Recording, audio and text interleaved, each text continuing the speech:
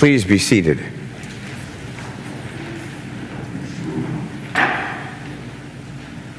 So let me say that despite my best efforts, which aren't apparently all that good, I find myself here having to trust in the Holy Spirit for this sermon, because despite the number of hours that I put in writing what probably amounts to 20 sermons at this point, I looked at them last night and recognized that not a one of them was preachable, in the sense that they wouldn't be heard.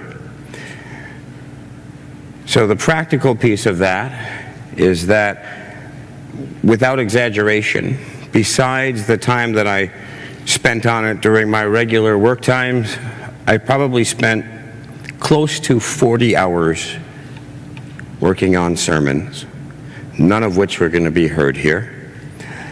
And compared to that 40 hours, again, without exaggeration, I had maybe 10 hours of sleep this week. So if I happen to doze off during this sermon, I would ask that you not make a big deal about it, because I don't make a big deal of it when you do it.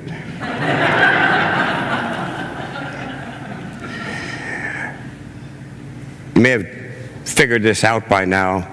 I don't preach politics from this pulpit. And it's not a question of, do I preach them at this pulpit? As if someone said, don't preach politics when you get to St. Thomas. I don't preach politics from any pulpit, because it would be hypocritical for me to preach politics from a pulpit when I don't do politics. Period. I don't do them. Once upon a time, I did them a tremendous amount. But I no longer do politics. And so that's why I don't preach them. And yet, things happening in the world around us make us recognize that preaching is essential. And I would argue that for the case of this sermon, it isn't necessary to do politics. He has told you, O mortal, what is good. And what does the Lord require of you but to do justice and to love kindness and to walk humbly with your God? In that list of 3, there isn't one in there that says, and to do politics.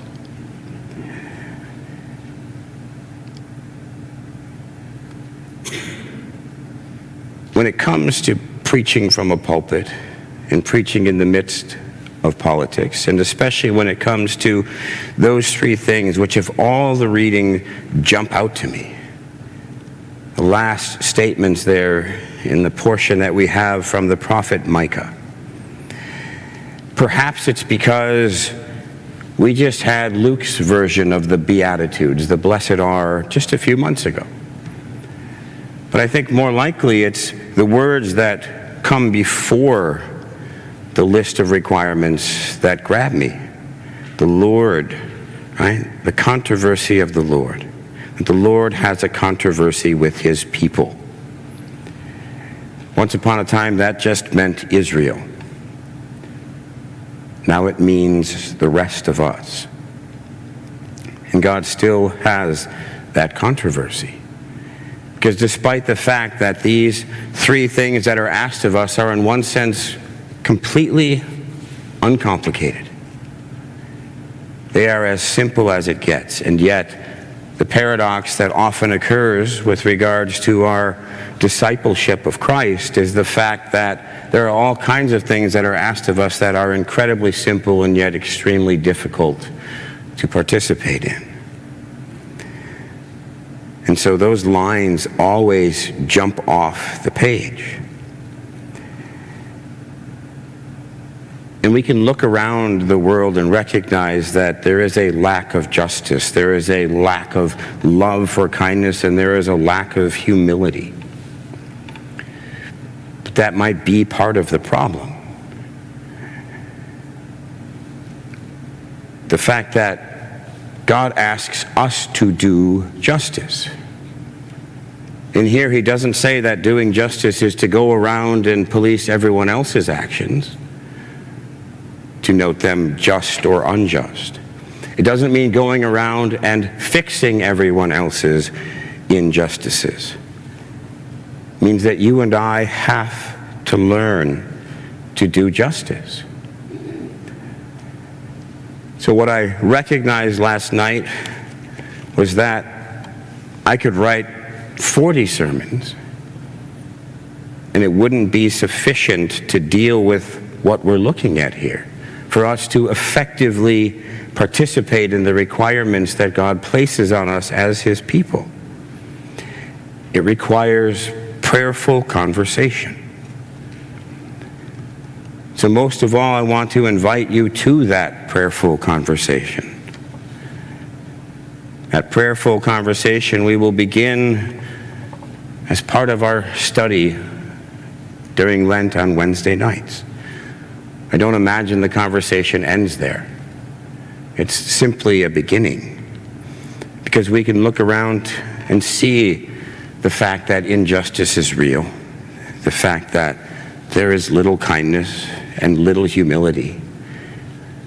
But that's of no benefit to us if we aren't equipped to change ourselves, to be participating in the change that God is asking us to do and helping us by his grace. Accountability, vulnerability, living in community, all of these are part of this conversation. I invite every one of you to come and participate in that conversation. Because one of the things I think we encounter when we look around at what's happening politically, socially, within the church, outside of the church, is we settle in on a sense of hopelessness. And I would argue that few things breed injustice like a sense of hopelessness.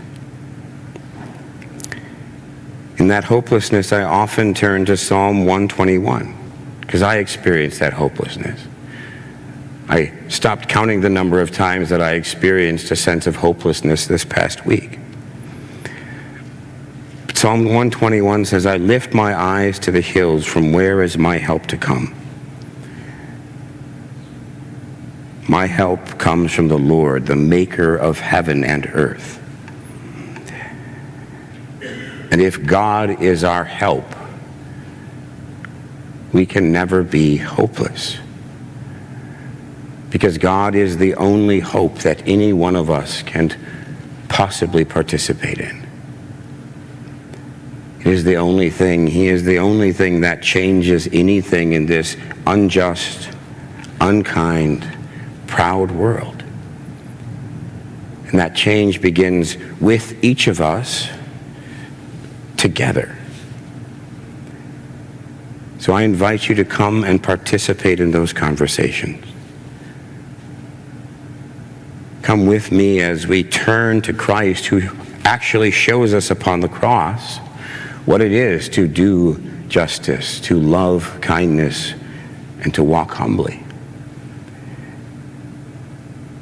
Come and see what that looks like when we begin to do it together. In the name of the Father, and of the Son, and of the Holy Spirit.